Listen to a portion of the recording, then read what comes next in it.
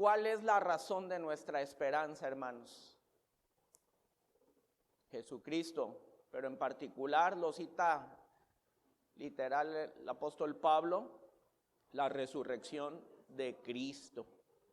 Y hermanos, acabamos de pasar por estos cultos tan hermosos, tan especiales, en los cuales recordamos justamente la muerte de nuestro Señor Jesucristo, mediante la cual se obra, valga la redundancia, la obra de redención por parte de Él como Salvador. Y recordamos también el triunfo de Jesucristo a través de la resurrección de entre los muertos.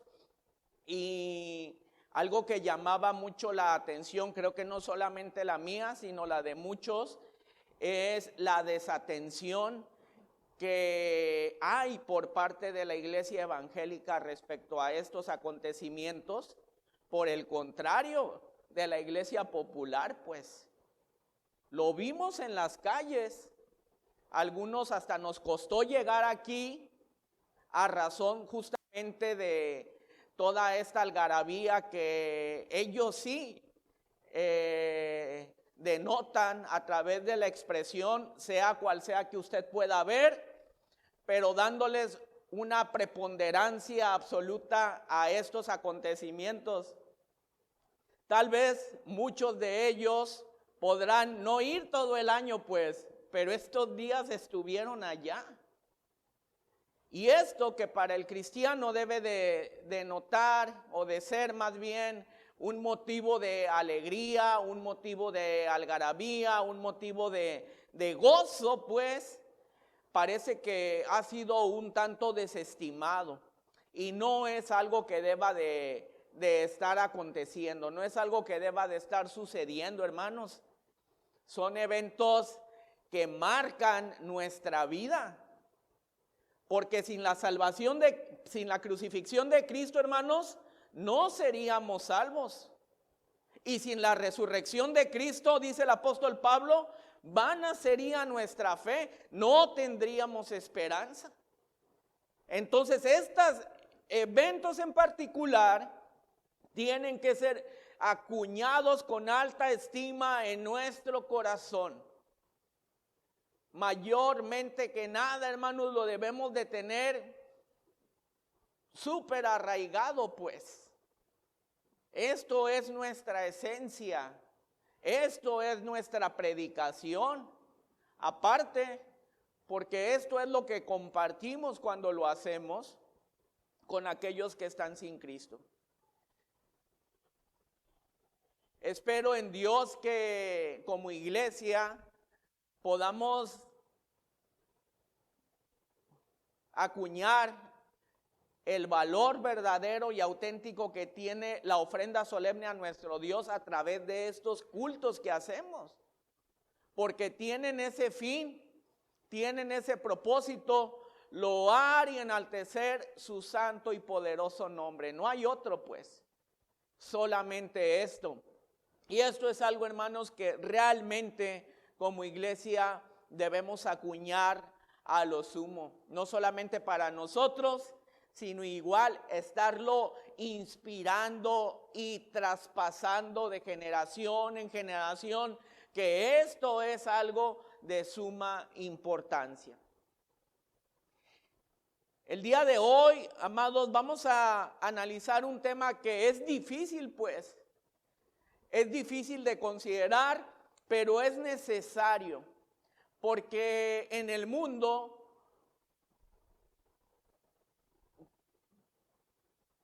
cuando la interpretación de la palabra del Señor es sin la inspiración del Espíritu Santo, puede errarse. A veces, inclusive, hermanos, entre cristianos mismos, hablando de eruditos, de teólogos, de analistas, etcétera, hay disensión entre alguna porción de la palabra del Señor.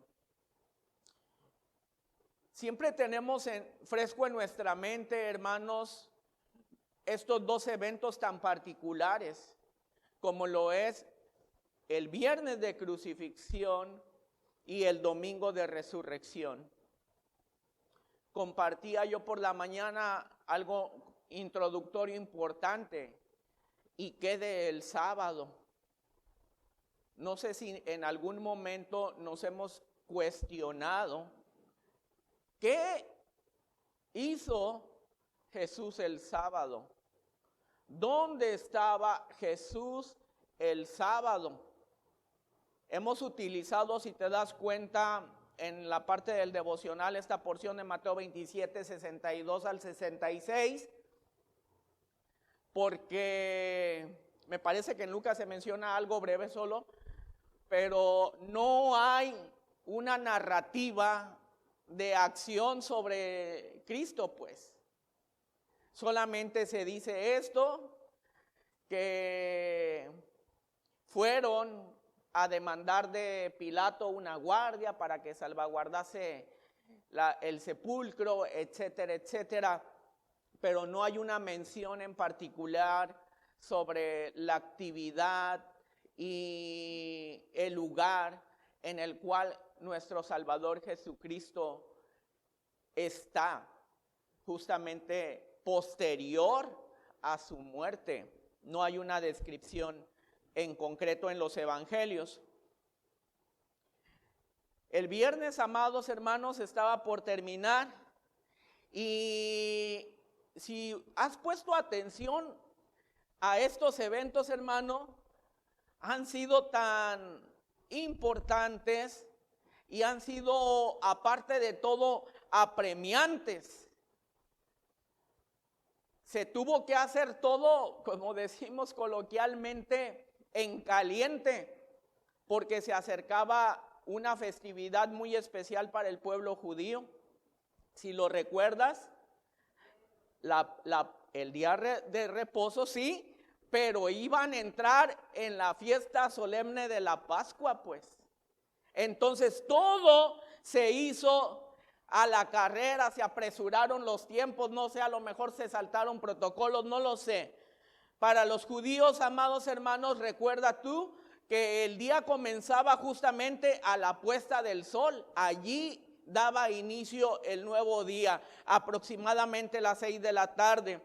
Se nos narra también a través del evangelio que José de Arimatea justamente estaba apurado, porque Cristo recién había expirado y debía ser sepultado antes de que comenzara justamente el día de reposo. De otra manera ya no sería posible. Tras solicitar el cuerpo de Jesús a Poncio Pilato, el gobernador, y gracias a que casualmente, bueno, no casual, esto estoy seguro que nuestro Dios ya lo había establecido así. Había un sepulcro cerca del lugar de la crucifixión, el cual nunca había sido utilizado y por ende estaba disponible, según Lucas 23, 50 al 56. Así pues, transcurre rápido el tiempo y el sábado comenzó. Era un día de celebración, amados hermanos, para el pueblo judío. Era el día de reposo o el Sabbat, como se le conoce, sino que era doblemente especial. Por un lado el día de reposo, pero adicional era la Pascua. Dice en Juan 19:31, entonces los judíos, por cuanto era la preparación de la Pascua, estamos hablando del viernes, a fin de que los cuerpos no quedasen en la día de reposo, pues aquel día de reposo era de gran solemnidad, rogaron a Pilato que se les quebrasen las piernas y fuesen quitados de allí. Todo a la carrera, todo apresurado. ¿Para qué? Para que no hubiera una afectación en el día de reposo, esto es ya el sábado. Se menciona la Pascua, ya lo hemos mencionado. Es una fiesta que dura 8 días y conmemora ¿qué? Exactamente, la liberación, la libertad del pueblo de Israel. Cuando salieron de Egipto, desde ahí se establece la Pascua. Sin embargo, amados hermanos, ese día de algarabía y celebración para el pueblo judío no lo fue para los discípulos. ¿Por qué? porque Jesús no estaba en ese momento físicamente hablando con ellos. Los evangelios incluso no narran nada en absoluto acerca de este día. Apenas dice que descansaron según el mandamiento establecido en el día de reposo. Lo puedes ver en Lucas 23:56b. Voy un tanto apurado, hermanos, porque realmente es un tema extenso. Quizá este silencio en la narrativa de los evangelios evoca la desolación que ellos estaban sintiendo en este día, o simplemente es un registro respetuoso y solemne del descanso del cuerpo de Cristo el Señor. Amados hermanos, a pesar del tiempo y de nuestro conocimiento ahora mayor, porque tenemos toda la Biblia constituida en un solo libro, no siempre podemos ver la aflicción que los discípulos vivieron en ese sábado. Habían dedicado sus últimos años de vida a seguir a Cristo, confiando en que Él iba a instaurar el reino de Dios, prometido y anhelado. No obstante, estaban allí sin trabajar, hermanos. ¿Qué pasa cuando tienes una pérdida, hermano? Si lo que tú quieres es distraerte, empiezas en actividad, empiezas a ver aquí y allá, pues para no estar tan metido o tan sumido en este momento de aflicción, en este momento de luto, incluso si lo quieres ver así. Pero fue día de reposo, no podían hacer absolutamente nada, no había trabajo, porque esto era un mandamiento. Estaban en silencio, atormentados con los recuerdos de las vivencias con Cristo. ¿Cómo era posible de que Cristo Jesús, el Hijo de Dios, el justo, hubiera sido crucificado? Y podemos imaginar tal vez, hermanos, a cada uno de ellos como cuando tú y yo estamos tal vez preocupados o angustiados, con la mirada perdida, con los ojos o con la mente en blanco, más bien dicho, pues sin hablar, reflexivos, entristecidos, etc. Hay un nombre que se le da al sábado de esta Semana Santa. Generalmente se le denota como sábado de gloria. A lo mejor has escuchado que así lo llaman. Ese es el nombre que se le da al día que sucede entre el viernes de crucifixión y el domingo de resurrección. Algunos más lo llaman el día de descanso, pues se considera que es el día que Cristo descansó de su obra redentora. Justamente cuando Él exclama consumado es, ya no había más por hacer porque Él ya había hecho absolutamente todo. Después de la crucifixión, Jesús fue puesto en una tumba cercana y su cuerpo permaneció allí todo el sábado santo. Muchas de las ocasiones se puede reflexionar, como tal vez lo hicieron los discípulos en aquel entonces, de qué sería del mundo sin Cristo. Pero Cristo no quedó en la tumba como nosotros lo sabemos, sino que Él resucitó. Y esto es muy importante porque sin la resurrección de Cristo estaríamos en una situación adversa y desesperada. Dice Pablo en 1 Corintios 15:17, y si Cristo no resucitó, vuestra fe es vana, aún estáis en vuestros pecados, porque nunca habríamos sido realmente perdonados ni redimidos. Los discípulos se habían dispersado cuando Cristo fue arrestado. Marcos 14:50 dice, entonces todos los discípulos dejándole huyeron. En esa situación, justamente huyendo, escondiéndose, muy específicamente mencionan los evangelios, fue que pasaron ellos el sábado. El día entre la crucifixión y la resurrección de Cristo fue un momento doloroso y de conmoción. Mientras que los discípulos estaban atónitos, trataban de comprender el asesinato de Cristo, la traición de Judas y al momento la pérdida de sus esperanzas. porque no había certeza en cuanto a esto. La única referencia bíblica que encontramos es justamente la porción de introducción que utilizamos, Mateo 27, 62 al 66. Después de la puesta del sol del viernes, esto es el día de la preparación para la Pascua, el cual fue el viernes, los sumos sacerdotes y los fariseos visitaron a Poncio Pilato.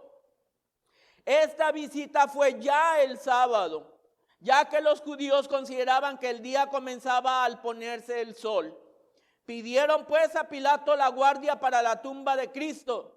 Recordaban que Jesús había dicho que resucitaría dentro de 3 días, según Juan 2 del 19 al 21. Pueden ir apuntando ahí citas y todo, hermanos, si gustan. Querían hacer todo lo posible, todo hasta lo imposible para impedir la resurrección de Cristo. Sin embargo, amados hermanos, a la postre, como ya lo sabemos, los guardias romanos no fueron capaces de impedir la resurrección y las mujeres que volvieron al sepulcro el domingo por la mañana lo encontraron vacío. Cristo había resucitado, pero ¿te has preguntado qué sucedió justo antes de esto? ¿En dónde estuvo Cristo? ¿Qué hizo nuestro Salvador cuando murió en la cruz del Calvario?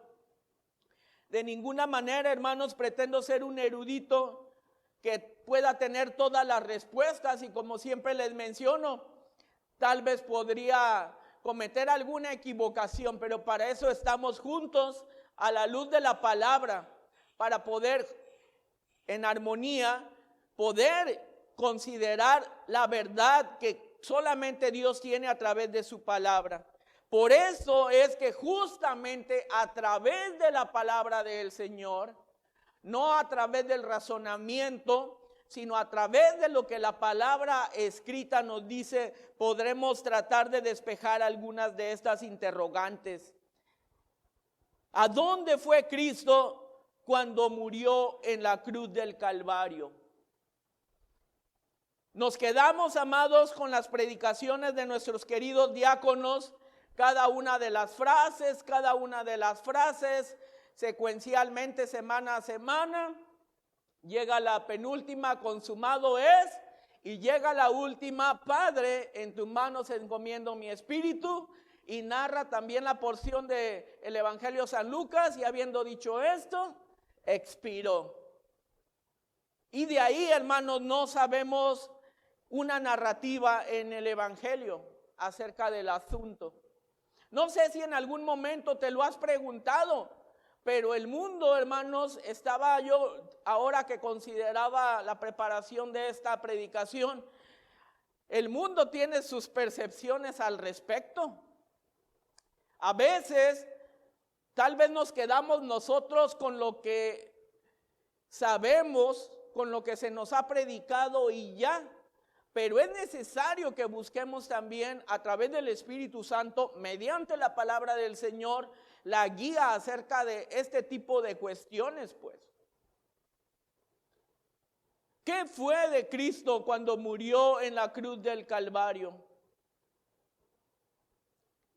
Recordemos que Jesucristo, amados hermanos, era 100% Dios, pero también Él era 100% hombre.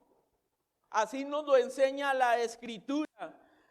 Así pues, nuestro Salvador murió físicamente como un ser humano. Compartía yo a través de esta séptima frase de que de ninguna manera hubiera sido una casualidad que justamente un médico como Lucas fuera el que diera el dictamen de muerte. Él es el que dice en su narrativa, y habiendo dicho esto, expiró. Por lo tanto, su cuerpo humano, su cuerpo físico murió. Así que se cumplió en él la separación de su cuerpo y de su parte espiritual, que es lo que realmente significa la muerte física, separación. Y justamente de esta separación nos habla la Biblia. Dice en Eclesiastés 12:7, y el polvo vuelve a la tierra como era, y el espíritu vuelve a Dios que lo dio. Cuando Cristo murió en la cruz del Gólgota, su cuerpo quedó allí, clavado en la cruz, colgando, desangrándose. ¿Recuerdas tú que fue traspasado su costado con una lanza? Y dice la porción que brotó de él, ¿qué? Sangre y ¿qué más? Y agua, tal cual. Allí quedó colgando su cuerpo sin vida, amados hermanos. Pero su espíritu se elevó hacia la presencia del Padre. Podemos afirmar esto porque el mismo Señor al morir encomendó su espíritu a Dios el Padre. Entonces Jesús, clamando a gran voz, dijo: Padre, en tus manos encomiendo mi espíritu. Y habiendo dicho esto, expiró. Así que aseguramos que el espíritu de Jesús no fue a otro lugar, sino a la misma presencia de Dios el Padre. ¿Qué hizo durante el periodo de su muerte? Hablando en la muerte física, nuestro Señor Jesucristo entró en el verdadero lugar santísimo. Amados hermanos, todo el plan de Dios es un plan perfecto, porque es un plan divino. Y todo lo que aconteció, decía la palabra del Señor a través del apóstol Pablo en el Antiguo Testamento, en el ámbito físico, en el ámbito material, ha sido como una preparación hacia nosotros en cuanto a nuestras vivencias en el Espíritu. Recordamos pues la necesidad que tenía el pueblo en el Antiguo Testamento de ponerse a cuentas con Dios. ¿A través de qué cosa? De los sacrificios en el holocausto. Se tenía que hacer sacrificios para poder estar a cuentas con Dios. Pero ahorita vamos a considerarlo en un momento adelante. Y estos sacrificios no eran de que mato al animal y ya. Había instrucciones muy específicas sobre cómo debía de actuarse. No podemos perder de vista, amados hermanos, que el símbolo máximo del sacrificio es la figura del cordero. Lo podemos ver justamente previo a la liberación del pueblo de Israel de la nación de Egipto. Y también sabemos a través de la narrativa bíblica que Jesucristo es el Cordero de Dios. Y lo que aconteció en la cruz del Calvario justamente es el sacrificio del Cordero, pues. Dice la palabra del Señor allí en la carta a los Hebreos en el capítulo 9, 24. Porque no entró Cristo en el santuario hecho de mano, figura del verdadero. Creo que está clara la porción. Este templo, casa de Dios, similar a la gran casa del Señor, pero de ninguna manera comparada con esa majestuosidad insondable, pues. Porque no entró Cristo en el santuario hecho de mano, figura del verdadero, sino en el cielo mismo, para presentarse ahora por nosotros ante Dios. La Biblia dice que Cristo entró en el santuario no hecho de mano humana, sino en el cielo mismo. Y lo hizo para cumplir dos funciones en particular. En primer lugar, ser el sumo sacerdote, nuestro sumo sacerdote, así dice la palabra, y adicionalmente, además, ser la ofrenda perfecta que nos sustituyó en el sacrificio. Ser la ofrenda perfecta que nos sustituyó. En la ley mosaica se habla de un día de la expiación para el pueblo. En ese día el sumo sacerdote se despojaba de sus ropajes de gala y se vestía únicamente con prendas de lino para entrar al lugar santísimo. debía de entrar limpio de espíritu y de cuerpo. El sumo sacerdote que ejecutó esto de entrada, Aarón, hermano de Moisés. En cuanto al espíritu, personalmente, es decir, para primeramente él poder estar a cuentas, debía sacrificar un becerro para la expiación de sus pecados personales. Antes que hablar de lo del pueblo, era primeramente para él ponerse a cuentas con Dios, el sumo sacerdote. Y adicionalmente un carnero para el holocausto. En cuanto al cuerpo, debía lavar muy bien todo su cuerpo con agua. Estas son instrucciones que se narran. Dice en Levítico 16 del 1 al 4 así. Así se preparaba el sumo sacerdote para entrar en el lugar santísimo terrenal. Hace esta observación, hermanos, lugar santísimo terrenal, para ofrecer la sangre de un macho cabrío, para propiciar el perdón de los pecados de todo el pueblo. Le invito a que luego lea en su casa el capítulo 16 completo, porque el contexto es bien interesante y va muy acorde a la consideración de este momento.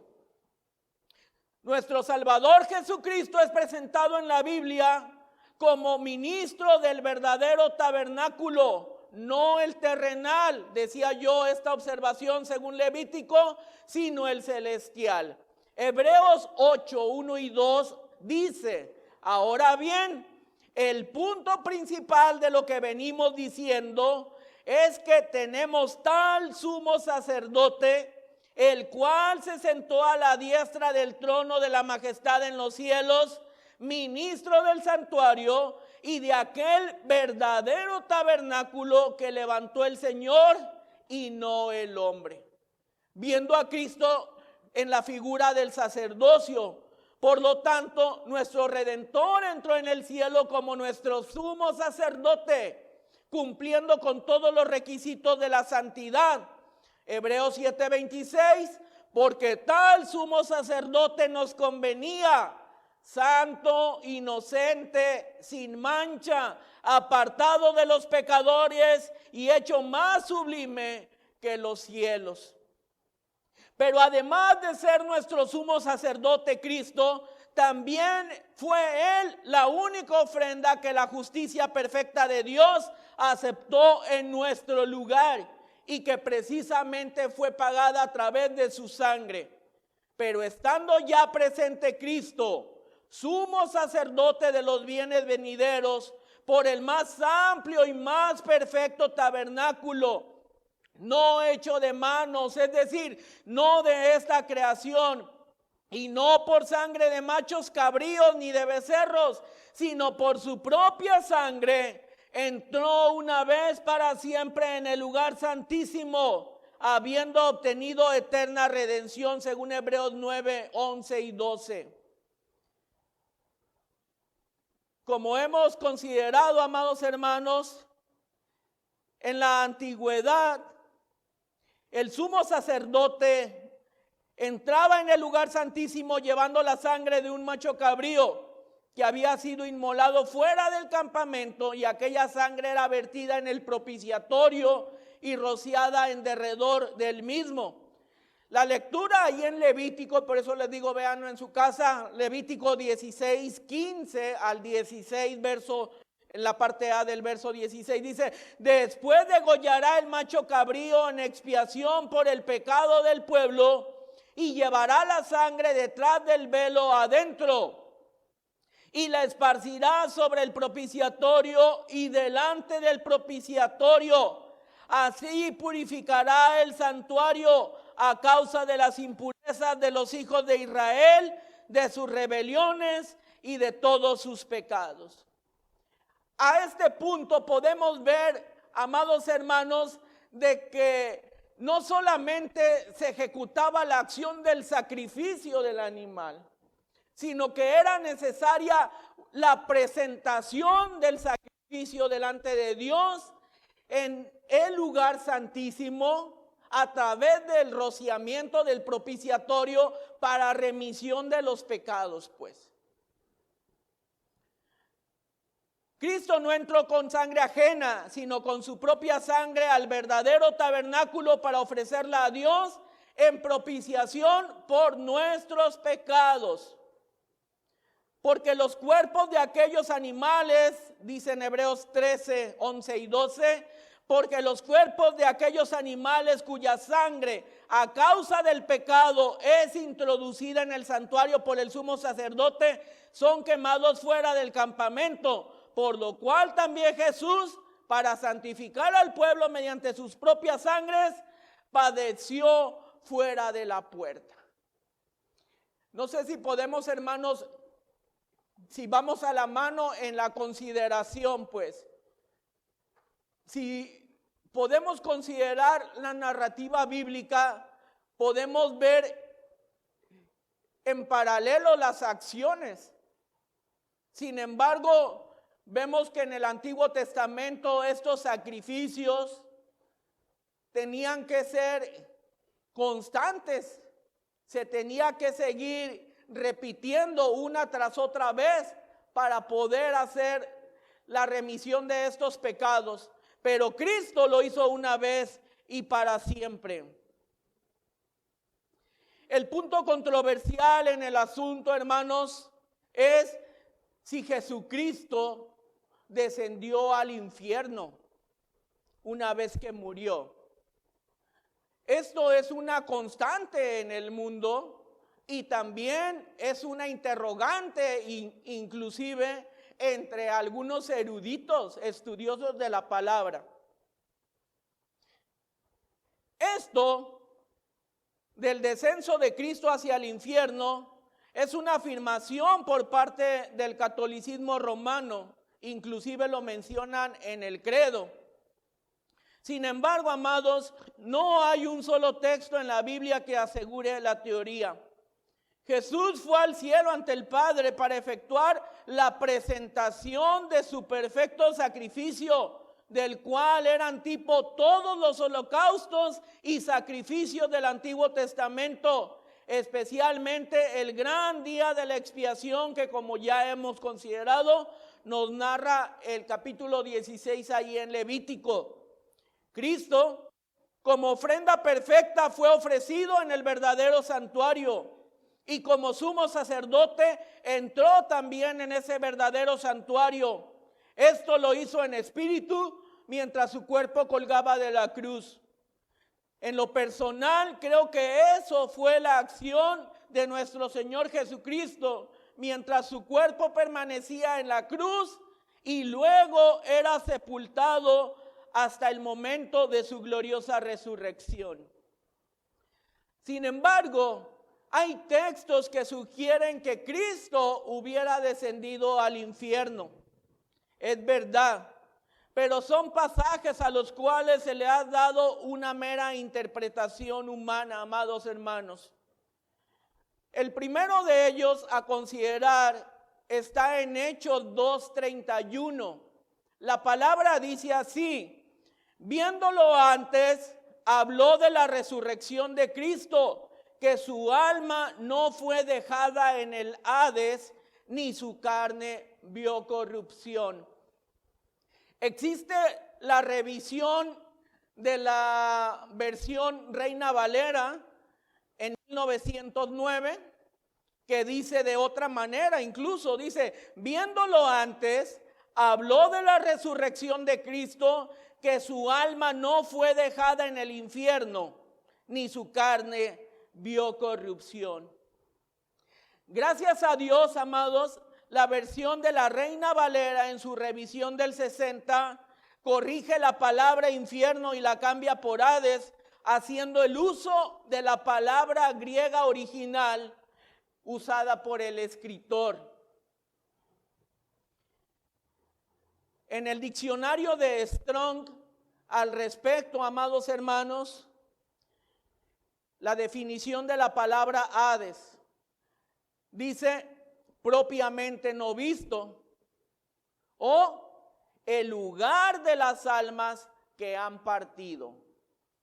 o entre paréntesis, el estado de las almas que han partido. Y para la revisión del 1909 de Reina Valera, Hades igual a sepulcro.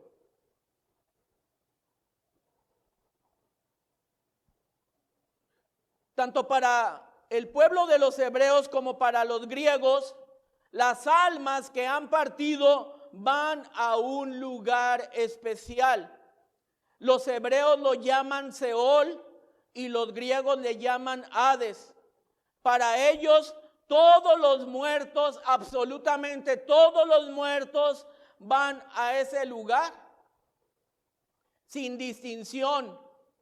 No importa si fueron buenos o malos, van para allá. El equivalente a lo que hoy en día se le conocería como el purgatorio, pues pienso que eso más o menos es lo que se piensa de esta situación. Los cristianos ahora al tiempo sabemos por revelación divina que hay dos lugares a los cuales van los muertos: el cielo o el infierno. No hay más. Pero los antiguos no sabían eso, amados hermanos, y por eso creían que las almas de los muertos van a un mismo lugar parejo para todos. De allí que tenemos pasajes de hombres creyentes como Jacob y José que hablan de descender al Seol. Dice en Génesis 37:35 así: y se levantaron todos sus hijos y todas sus hijas para consolarlo. Mas él no quiso recibir consuelo y dijo: descenderé enlutado a mi hijo hasta el Seol. Y lo lloró su padre. Allí tenemos en primera ocasión esta palabra. Pero al mismo tiempo hay pasajes que hablan de personas malas que también descienden al mismo lugar, al Seol. Según el Salmo 9, verso 17 dice: los malos serán trasladados al Seol, todas las gentes que se olvidan de Dios. Por ende, los pecadores. Como si hubiera una correlación hacia el mismo lugar. El Seol es simplemente, amados hermanos, una transliteración de la palabra hebrea que significa la tumba, el sepulcro o el lugar de los muertos. El Seol es un término amplio y no es sinónimo de infierno, la palabra que comúnmente se usa para referirse al lugar del castigo eterno. Esto mismo, hermanos, sucede con la palabra Hades. Este pasaje en Hechos es el cumplimiento de la profecía dicha por David. Si lo buscas en el Salmo 16:10, donde David usa la palabra Seol. Así que la explicación a este pasaje se refiere a que el alma de nuestro Señor no iba a ser dejada en el lugar de los muertos, no en el infierno, como podría ser la interpretación que alguien pudiera tener. Otra de las porciones o pasajes lo vemos en la carta a los Efesios, en el capítulo 4, versículos 8 al 10. Dice la palabra así: por lo cual dice, subiendo a lo alto, llevó cautiva la cautividad y dio dones a los hombres. Y eso de que subió, ¿qué es? Sino que también había descendido primero a las partes más bajas de la tierra. El que descendió es el mismo que también subió por encima de todos los cielos para llenarlo todo. Los versos 9 y 10 son una explicación del glorioso elevamiento de Cristo. Y para entender esto necesitamos antes comprender hasta dónde es que había bajado Cristo. Dice la porción: y eso de que subió, ¿qué es? Sino que también había descendido primero a las partes más bajas de la tierra. Este pasaje de igual manera ha sido interpretado de diferentes formas por diferentes comentaristas bíblicos. En realidad la frase descendió a las partes más bajas de la tierra ofrece ciertas dificultades para poderlas interpretar. Consideré dos comentarios bíblicos. El primero de ellos de Charles Erdman, que dice así: el descenso de Cristo se refiere a su bajar de los cielos y a todo lo que sufrió en la realización de su obra redentora. Algunos intérpretes opinan que la expresión "las partes más bajas de la tierra" pretende definir tan solo a la tierra como escenario de su obra redentora por debajo del trono que Él tiene en los cielos. Es probable que se refiera al hecho de que Cristo, en su humillación voluntaria, se hizo obediente hasta la muerte y permaneció por 3 días en el estado muerto. Por otra parte, o en contraparte, tenemos a John MacArthur, el cual afirma lo siguiente: además, debe advertirse que el descenso de nuestro Señor fue todavía más allá del vientre humano, la tierra, la tumba y la muerte, y se convirtió en el descenso literal al abismo de la condenación de los demonios. MacArthur sustenta esta idea que Cristo descendió a la morada de los demonios basado también en otros pasajes como la primera carta de Pedro, capítulo 3, versos 18 y 19, que ahorita vamos a considerar, el cual parece que da a entender que Jesús entre el momento de su muerte y el momento de su resurrección en espíritu fue al lugar donde habitan los demonios para proclamarles su victoria redentora. Podemos ver, amados hermanos, la disensión de ideas entre estos comentaristas a razón de en ocasiones tal vez el apremio en la interpretación del pasaje bíblico. Sin embargo, tanto Erdman como MacArthur y otros eruditos más rechazan la idea de que esta frase del apóstol Pedro indique que Cristo fue al lugar donde moran las personas que han muerto a predicarles en el evangelio. Disienten completamente de eso y dicen además, esto sería forzar demasiado los pasajes bíblicos. El apóstol Pablo, amados hermanos, contrasta el descenso de Cristo a la tierra con algo bajo, con la ascensión de Cristo a lo más alto de los cielos, como si fuera más bien una expresión literaria. En ambas expresiones, lo más bajo de la tierra, y luego dice, y encima de todos los cielos, es decir, magnificándolo todo. Lo más alto, lo más bajo, si pones atención, indican no tanto un lugar geográfico, sino el estado o la condición en que Cristo se encontró. Recordemos la porción de Pablo en la carta a los Filipenses, capítulo 2, versículos 7 al 9, sino que se despojó de sí mismo, tomando forma de siervo, hecho semejante a los hombres. Podríamos decir, ahí está en un lugar bajo, pero dice, y estando en la condición de hombre, se humilló a sí mismo. Está en lugar todavía más bajo, si lo puedes interpretar de esta manera, haciéndose obediente hasta la muerte y muerte de cruz. Ahí va la contraparte hacia arriba. Por lo cual, Dios también le exaltó hasta lo sumo, alto pues, y le dio un nombre que es sobre todo nombre, magnífico todavía. Se magnifica la terminología. Cuando Cristo bajó a la tierra lo hizo como un siervo sufriente, pero cuando ascendió a los cielos lo hizo con la exaltación más alta posible y el ejercicio de la soberanía divina. Cristo fue exaltado para llenar al universo con las bendiciones de su gobierno benefactor y para dar a su iglesia toda la gracia necesaria. La tercera y última porción, hermanos, Primera carta de Pedro 3, 18 al 20. Dice la palabra de esta manera: porque también Cristo padeció una sola vez por los pecados, el justo por los injustos, para llevarnos a Dios, siendo a la verdad muerto en la carne, pero vivificado en espíritu, en el cual también fue y predicó a los espíritus encarcelados, los que en otro tiempo desobedecieron, cuando una vez esperaba la paciencia de Dios en los días de Noé, mientras se preparaba el arca, en la cual pocas personas, es decir, 8, fueron salvadas por agua.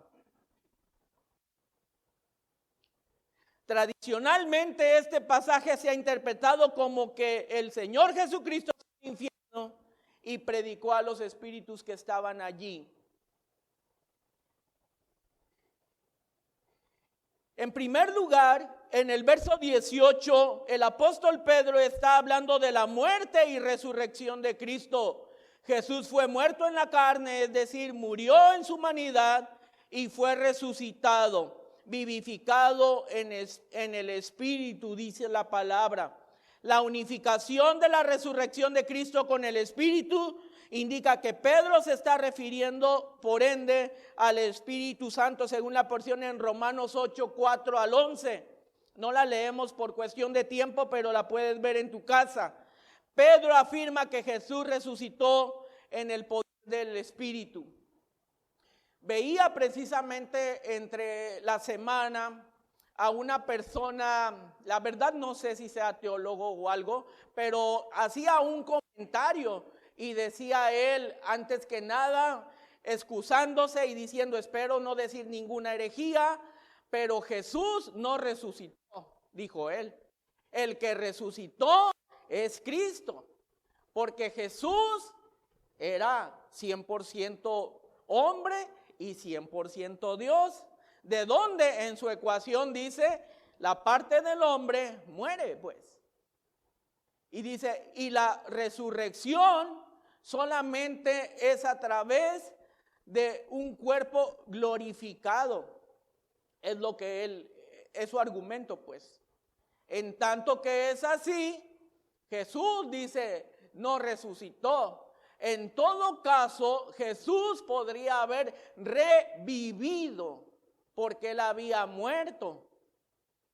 No sé si me siguen en los términos, hermanos. Una cosa es, si mueres, moriste porque estabas vivo. Si vuelves a vivir, revives. Y decía él, la resurrección tiene un carácter diferente, un cuerpo glorificado, un cuerpo según, porque así lo narra el apóstol Pablo, no todos moriremos, pero ciertamente pues vamos a irnos con él y nuestros cuerpos serán transformados, etcétera. ¿Conoces el pasaje? Pero a lo que voy yo, amados hermanos, es que eso tal vez podría aplicar como una ilustración que él usó, ponía de ejemplo la cuestión de cuando Cristo lo hace la resurrección con Lázaro, pues. Dice, Lázaro en efecto revivió, no lo narra ya la escritura, pero sin duda que tuvo que volver a morir. Sin embargo, nosotros sabemos que Lázaro resucitará también. No solo en su momento revivió, sino que habrá de resucitar. Pero contrario de Lázaro, Cristo sí resucitó. Cristo no solamente revivió, Cristo resucitó.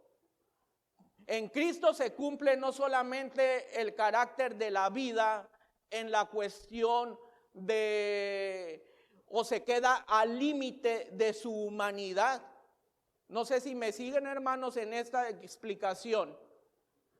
Si lo quisiéramos poner de otros términos, Jesús como la parte hombre, que no es así, pues, pero para que ser más explícitos, y Cristo como la parte divina, pero Jesús mismo resucita. Dice la palabra del Señor, según lo que acabamos de leer hace un momento, en el versículo 18, porque también Cristo padeció una sola vez por los pecados, el justo por los injustos, para llevarnos a Dios, siendo a la verdad muerto en la carne, pero vivificado en el Espíritu. La palabra vivificar significa dar vida. Este es el significado auténtico. Por ende, hermanos, la unificación de la resurrección de Cristo con el Espíritu indica que Pedro se refiere al proceso que hizo justamente Dios con Cristo. Pedro afirma que Jesús resucitó en el poder del Espíritu. Y todo, amados hermanos, está correlacionado. Tuve que acortar el tema porque es un tema sumamente extenso y que aparte necesita mucho análisis. Pero en un momento podemos ver a través de la narrativa del mismo Cristo en los evangelios su omnipresencia en todos los puntos, de tal forma que estando Cristo en la tierra, está en la presencia del Señor al mismo tiempo, pues. Porque Él tiene este carácter, esta esencia de Dios, y tiene absolutamente todos estos mismos atributos que Dios tiene. Tal vez en otra ocasión podamos considerar esa. Proclamando a los espíritus en prisión, menciona el apóstol Pedro.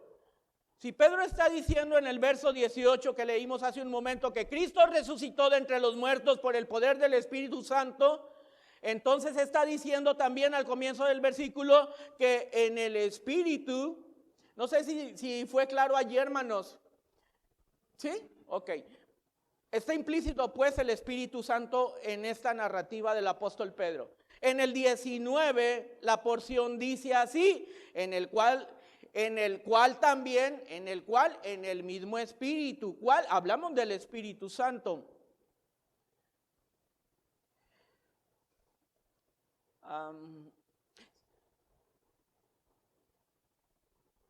En el verso 19, que en el Espíritu Santo, que al final de cuentas, perdónme la acotación, que al final de cuentas, hermanos, es exactamente lo mismo, pues.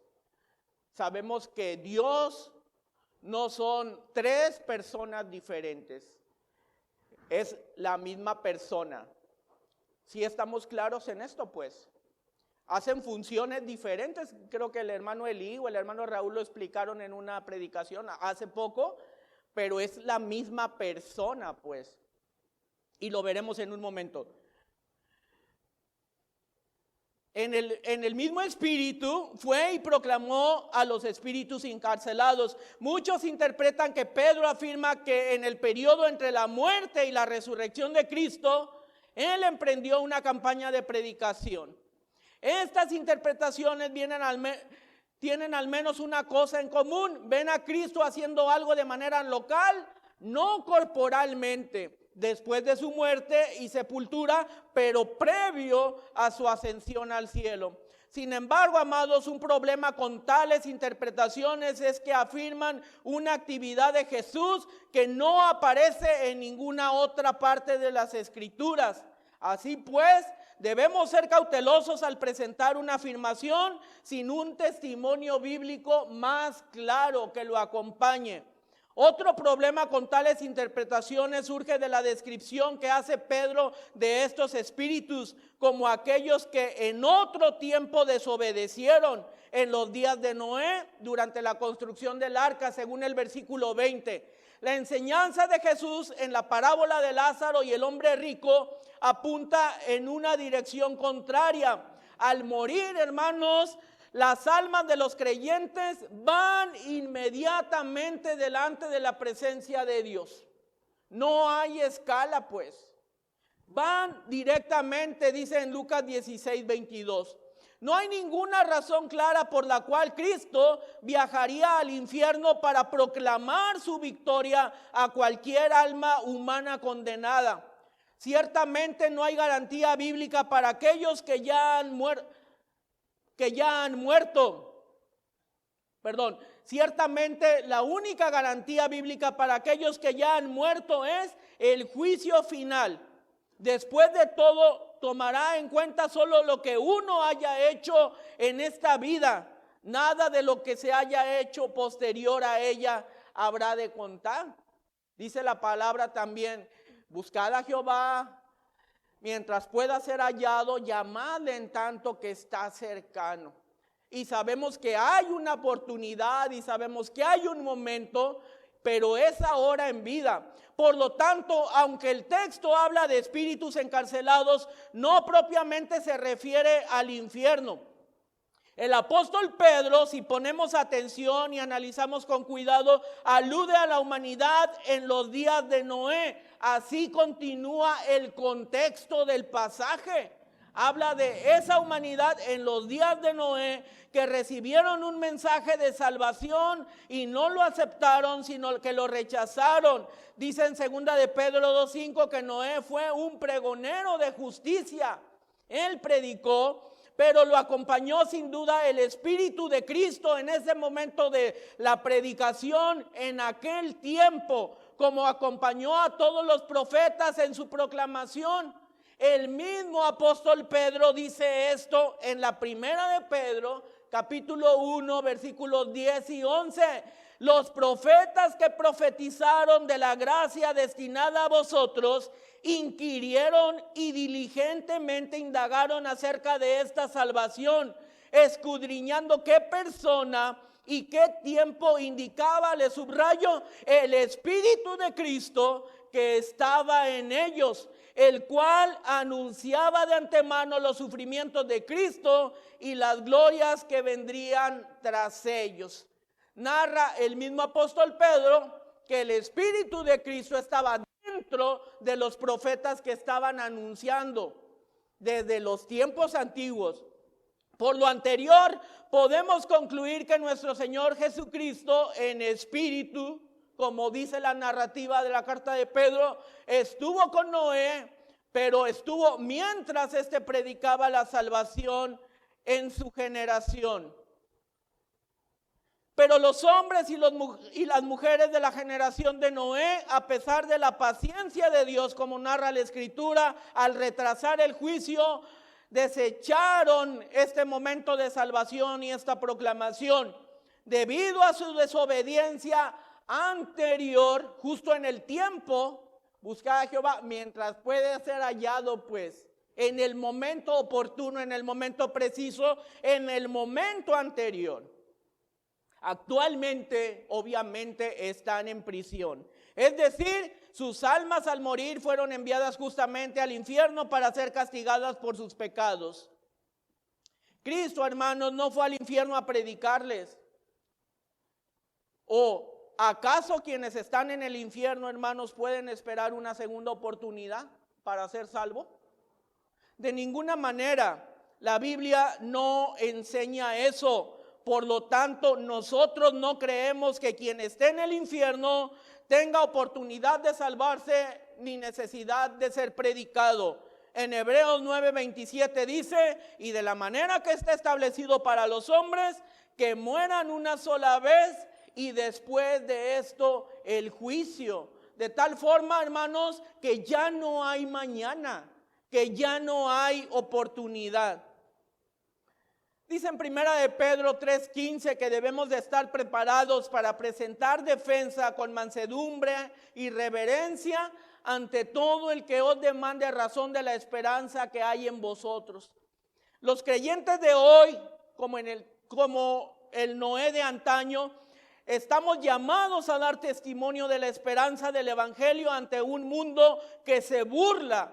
Y se burla de nosotros con incredulidad, pero se burla del Señor en lo profundo. Lo hacemos en el poder del Espíritu Santo, el Espíritu de Cristo que obra en el ministerio de la proclamación que actualmente hacemos. Es el mismo Espíritu de proclamación que habitó en Noé en los tiempos de su generación. Hermano, nuestra tarea no es en vano. El apóstol Pablo nos dice que no fluctuemos porque todo realmente esfuerzo tiene un sentido. El Jesús resucitado ha ganado la victoria. Entonábamos este hermoso himno, un día Él viene, y dice una de las estrofas, creo que fue en la cuarta, Dice, un día el sepulcro ocultarlo no pudo, un día su espíritu al cuerpo volvió. Es decir, creemos en que Jesucristo resucitó. No debemos temer ni desesperarnos, más bien debemos tener nuestros corazones entregados a Cristo el Señor y debemos de ser dirigidos por Él al hablar. Amados hermanos, es bueno saber que nuestro Salvador obtuvo la victoria. Pedro nos recuerda que no vivimos en vista de lo que nos dicen nuestros sentidos, sino de lo que sabemos que es verdad por la fe y a través de la palabra. Jesús está en su trono y obra entre nosotros por su Espíritu. Seamos fieles y sirvámosle en nuestra generación. Cumplamos pues la tarea que se nos ha encomendado, hermanos, y glorifiquemos aún más al Señor por todo lo que es y por todo lo que hizo por nosotros. Que Dios les bendiga.